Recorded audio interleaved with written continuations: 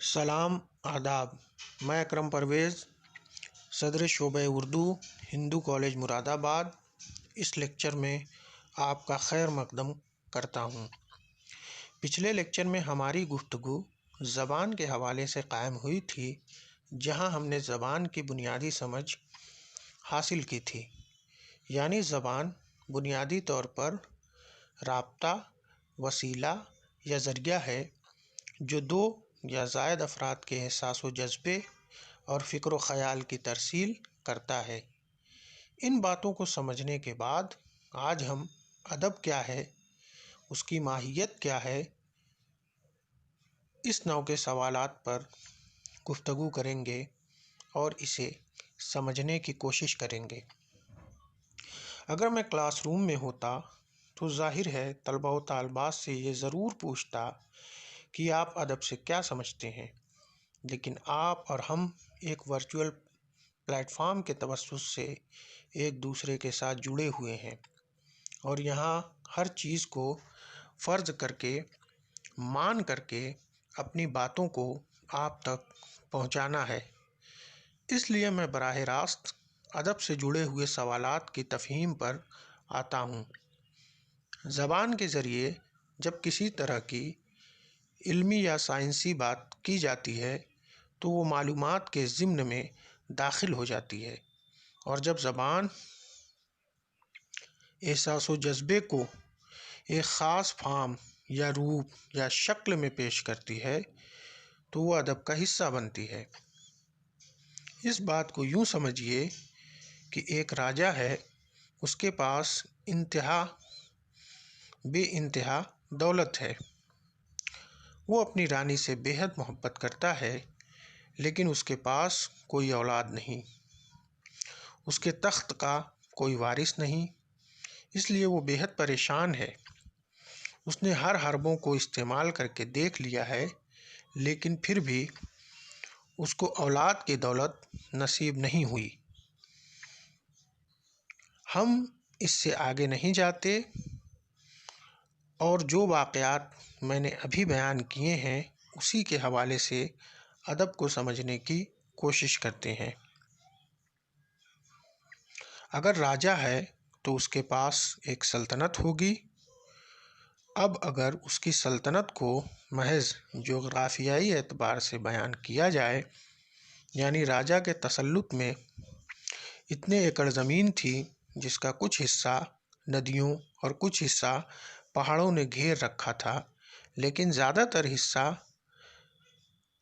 खेत से मुंसलिक था, जहाँ खेती बाड़ी होती थी।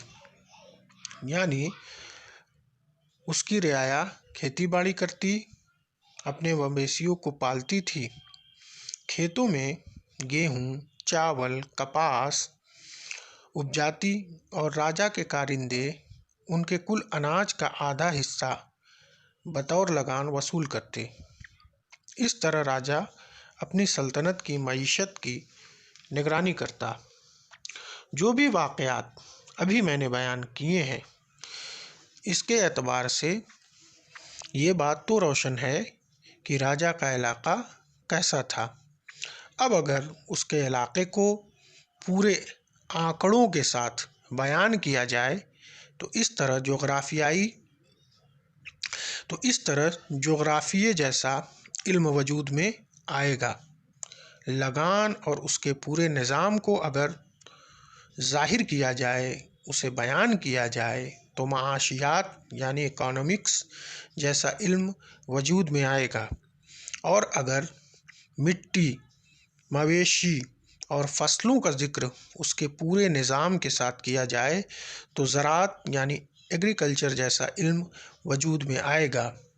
जो रियाया है वो कैसे रहती है, उनका समाज कैसा है, वहाँ कितनी औरतें और मर्द हैं, औरतें घर के काम के साथ साथ बाहर का काम भी करती हैं कि नहीं करती, बच्चे हैं कितने हैं और वो स्कूल जाते हैं कि नहीं जाते, यानी वो पढ़ते हैं कि नहीं पढ़ते, खाली वक्त में लोग क्या करते हैं, उनके समाज में तदारुज यानी हायरार्की यानी ذات پات کا نظام ہے کہ نہیں وغیرہ کا ذکر اگر اس کے ان واقعات جس کا ذکر میں نے کیا ہے اس کے اعتبار سے کیا جائے تو اسے سماجیات یعنی سوشیولوجی کے علم کے تحت بیان کیا جائے گا۔ یوں آپ اب اتنا تو سمجھ ہی گئے ہوں گے کہ مختلف علوم یعنی مضامین کیسے وجود میں آتے ہیں، لیکن ہمارا جو سوال تھا کہ ادب کیا ہے وہ وہیں کا وہیں قائم ہے۔ مگر اگر آپ غور کریں تو جو باتیں میں نے آپ کو راجا کے بارے میں بتائی وہی بنیادی طور پر ادب کا ابتدائی روپ ہے۔ راجا کی کہانی میں جو خارجی واقعات ہیں یعنی وہ اس کا لاولد ہونا ہے، اس کے پیچھے جو راجا کا درد ہے، دکھ ہے، تمنائیں ہیں، آرزوئیں ہیں، خواہشیں ہیں، اگر ان سب کا ذکر کیا جائے تو یہ ایک ادبی فارم حاصل کر لے گا، ادبی روپ حاصل کر لے گا۔ یعنی جب زبان تخیل و احساس کے ساتھ، امیجنیشن اور فیلنگ کے ساتھ، جذبے اور فکر کو رائج جو ادبی فارم ہے یعنی قصے، کہانی، شاعری، ڈرامہ وغیرہ میں پیش کرتی ہے تو یہی بنیادی طور پر ادب ہوتا ہے۔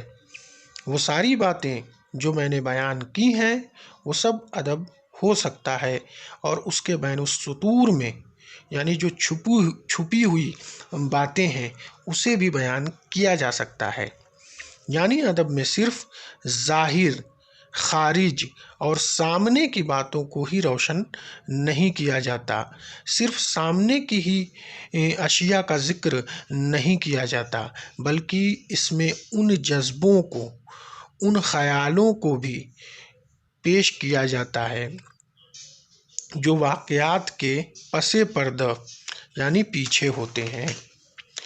اس پوری کہانی سے ادب کی تعریف کی جا سکتی ہے، یعنی ادب انسانی تخیل و احساس کو، جذب و فکر کو، خیال و معاملات کو زبان کی نفاستوں، نزاکتوں اور لطافتوں کے ساتھ روشن کرتا ہے، ظاہر کرتا ہے، بیان کرتا ہے۔ ادب کی اس تعریف کو سمجھ لینے کے بعد ہم اب اور گہرائی میں اترتے ہیں کہ ادب کی غرض و غایت یعنی اس کا بنیادی مقصد کیا ہے۔ اگر آپ نے بھیم بیٹکا کی گپھاؤں کا ذکر سنا ہوگا تو شاید آپ کو معلوم ہوگا کہ یہ گپھائیں کیوں اتنی معروف و مشہور ہیں اور ہم ان کو کیوں سہیج کر رکھتے ہیں، اور یہ کیوں ورلڈ ہیریٹیج سائٹ کا حصہ ہیں۔ ان گپھاؤں کی دیواروں پر کئی تصاویر ہیں جو ماقبل تاریخ پری ہسٹورک ایرا کے اس دور کا ادبی اظہار ہے جب انسان شکار اور کھانے کو جمع کر کے جیتا تھا، رات کو تنہائی میں آگ کے گرد جمع ہوتا اور اپنی زندگی کے تجربات کو تخیل یعنی امیجنیشن میں ملا کر ان گپھاؤں کی دیواروں پر نقش کرتا تھا۔ وہ تصاویر آج بھی موجود ہیں جن کے ذریعے ہم ان کے سماج، ان کی زندگی، ان کی آرزوؤں، ان کی تمناؤں کی تفہیم کر پاتے ہیں۔ یعنی بھیم بیٹکا اور اس جیسی دوسری گپھاؤں کی تصاویر دراصل اس سماج کے اظہار کا واحد وسیلہ ہے۔ تصاویر زبان ہے، اور ان تصاویر اور ان کے بین السطور میں جو کچھ موجود ہے وہ ادب ہے۔ اس مثال سے آپ ادب اور زبان کے رشتے کو بھی سمجھ گئے ہوں گے۔ ادب کی تفہیم کرتے وقت جن چیزوں پر ذہن کو مرکوز رکھنے کی ضرورت ہے ان میں ایک بات یہ ہے کہ ادب بنیادی طور پر تفنن طبع کا ذریعہ ہے۔ ادب جمالیاتی بصیرت فراہم کرتا ہے، یعنی ادب کا سب سے اہم مقصد یہ ہے کہ یہ آپ کو جمالیاتی طور پر محظوظ کرتا ہے، آپ کو اندر سے خوش کرتا ہے، آپ کے داخل کو باطن کو پرسکون کرتا ہے۔ اس کے ساتھ ہی ادب کی تفہیم کے ساتھ جڑا ہوا جو سب سے اہم نظریہ ہے وہ کتھارسس کا نظریہ ہے۔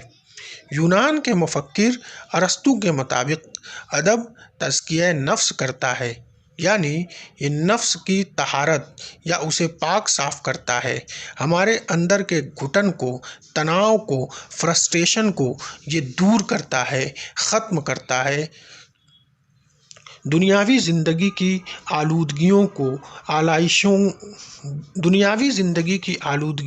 اور آلائشیں جو ہمارے ضمیر کو، ہمارے نفس کو، ہماری روح کو غلیظ بناتی ہیں، ادب ان سب کو ہمارے نفس سے خارج کرتا ہے، ہمیں روحانی مسرت فراہم کرتا ہے۔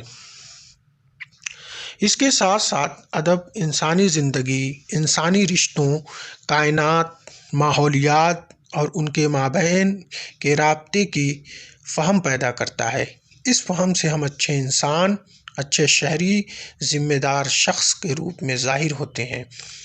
یعنی ادب ہمیں ذمہ دار انسان بناتا ہے، وہ ہماری فہم کو وسیع کرتا ہے، ہمارے دماغ کو کشادہ کرتا ہے، سوچنے اور سمجھنے کی ہماری صلاحیتوں میں اور گہرائی پیدا کرتا ہے۔